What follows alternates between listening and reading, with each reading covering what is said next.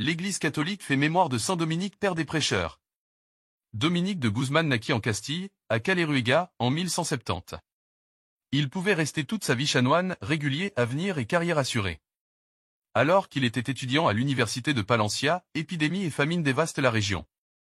Dans un geste radical inspiré de l'Évangile et de l'exemple de sa mère Jeanne d'Aza, il décide de se mettre à la suite du Christ. Il vend tous ses biens, d'abord ses chers livres, pourtant indispensables à l'époque, avant l'imprimerie. Il en fit un service de miséricorde déclarant « Comment continuer à étudier sur des peaux mortes, quand les gens meurent de faim ?» Dominique fait la rencontre de Diego, l'évêque d'Osma.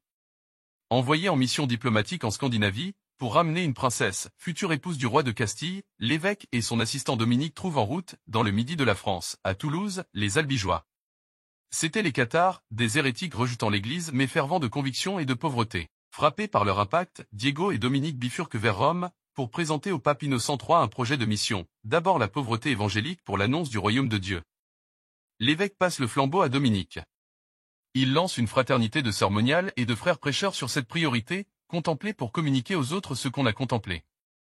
Avec des femmes converties de l'hérésie cathare, il constitue un monastère à Prouille près de Fangeau, c'est la rampe de lancement de l'ordre des prêcheurs. En seulement 5 ans, le fondateur forme, implante et disperse ses frères sur les routes de l'Europe.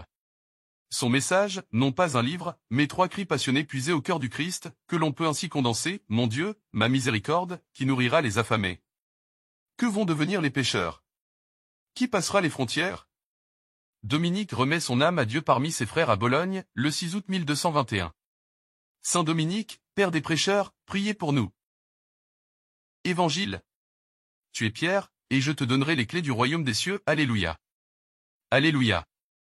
Tu es Pierre, et sur cette pierre je bâtirai mon église, et la puissance de la mort ne l'emportera pas sur elle. Alléluia. Évangile de Jésus-Christ selon saint Matthieu. En ce temps-là, Jésus, arrivé dans la région de Césarée de Philippe, demandait à ses disciples, au dire des gens, qui est le Fils de l'homme? Ils répondirent, pour les uns, Jean le Baptiste, pour d'autres, Élie, pour d'autres encore, Jérémie ou l'un des prophètes. Jésus leur demanda, et vous, que dites-vous? Pour vous, qui suis-je?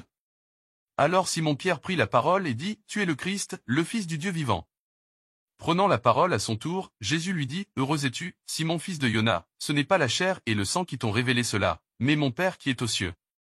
Et moi, je te le déclare, tu es Pierre, et sur cette pierre je bâtirai mon église, et la puissance de la mort ne l'emportera pas sur elle.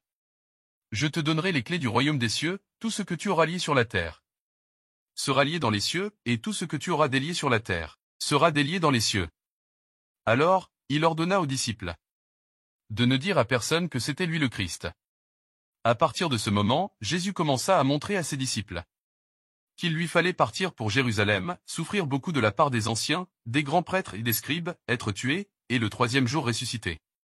Pierre, le prenant à part, se mit à lui faire de vifs reproches, « Dieu t'en garde, Seigneur. Cela ne t'arrivera pas. » Mais lui, se retournant, dit à Pierre, « Passe derrière moi, Satan, tu es pour moi une occasion de chute, tes pensées ne sont pas celles de Dieu, mais celles des hommes. » Acclamons la parole de Dieu.